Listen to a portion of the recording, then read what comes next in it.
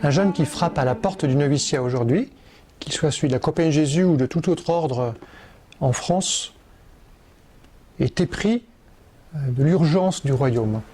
Il reconnaît, il a compris, il a fait l'expérience que le monde manque par trop de la joie de l'Évangile.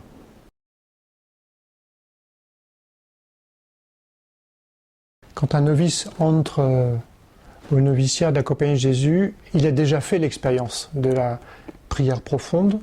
Habituellement, il est passé par les exercices spirituels. Et d'une certaine manière, ces 2 années de noviciat vont être pour lui l'occasion de dégager plus avant les couches profondes qui peuvent l'encombrer, qui peuvent encombrer sa relation avec Dieu. Il espère vraiment cela.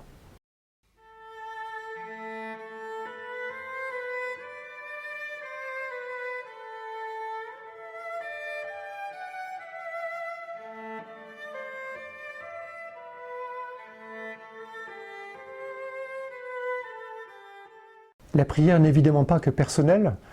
Certes, le novice va prier longuement le matin, en fin d'après-midi également, mais aussi le noviciat il s'inscrit dans la prière de l'Église. Donc 2 ou 3 rencontres communes avec les co-novices, avec les pères de la communauté, à travers les offices, la célébration de l'Eucharistie quotidienne. La prière, ça passe aussi par la lecture spirituelle.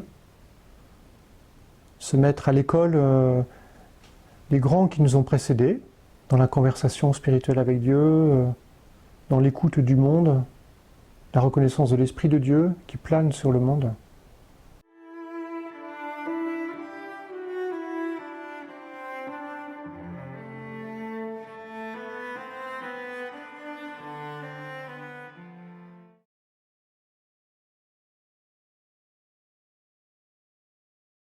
Au long de ces 2 années de noviciat, nous allons entreprendre une meilleure connaissance de ce qu'est et la Compagnie de Jésus, comme ordre religieux apostolique, et ce qu'est la vie religieuse.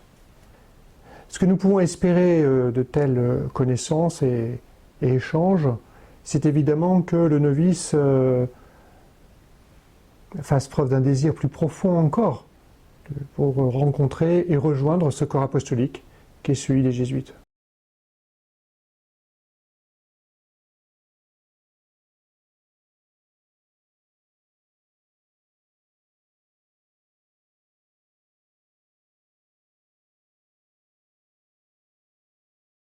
Ignace a été très original, Ignace de Loyola a été très original lorsqu'il a dessiné les contours du noviciat jésuite, qu'il dure 2 ans et non pas simplement 1 année. Pourquoi ? Parce qu'il estimait nécessaire pour le novice de découvrir les réalités des communautés, des institutions, des missions vers lesquelles il serait envoyé plus tard. Habituellement, cette confrontation avec une identité forte de la Compagnie de Jésus, des Jésuites, de l'Église, de sa mission, de son peuple, et de ceux qui sont hors du peuple, le révèle dans sa personnalité.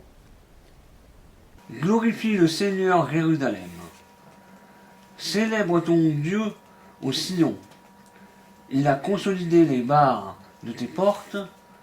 Dans ses murs, il a béni ses enfants. Il fait régner la paix à tes frontières, et de nos mains de froment, il te rassasie.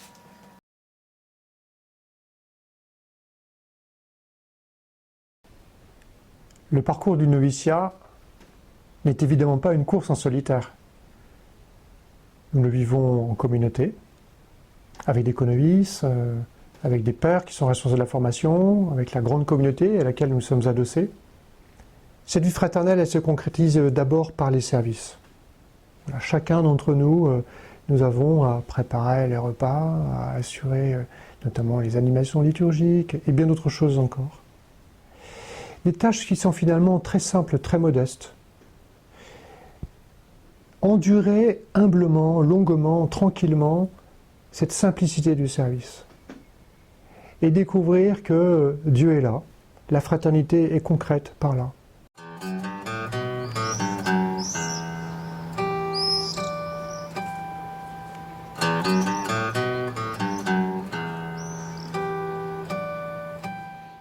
La légèreté a sa place au noviciat, bien entendu.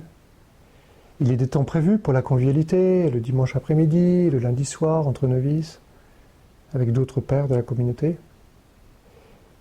Et puis, évidemment, et c'est le meilleur, tous ces temps où fuse la joie, un rire à table, dans les couloirs. Il est une peinture d'un peintre contemporain de Grenoble, Arcabas, qu'il a intitulé « Ange espiègle ». C'est un ange qui se promène sur un vélo et qui semble siffloter au vent. J'ose espérer que chaque novice devienne cet ange espiègle.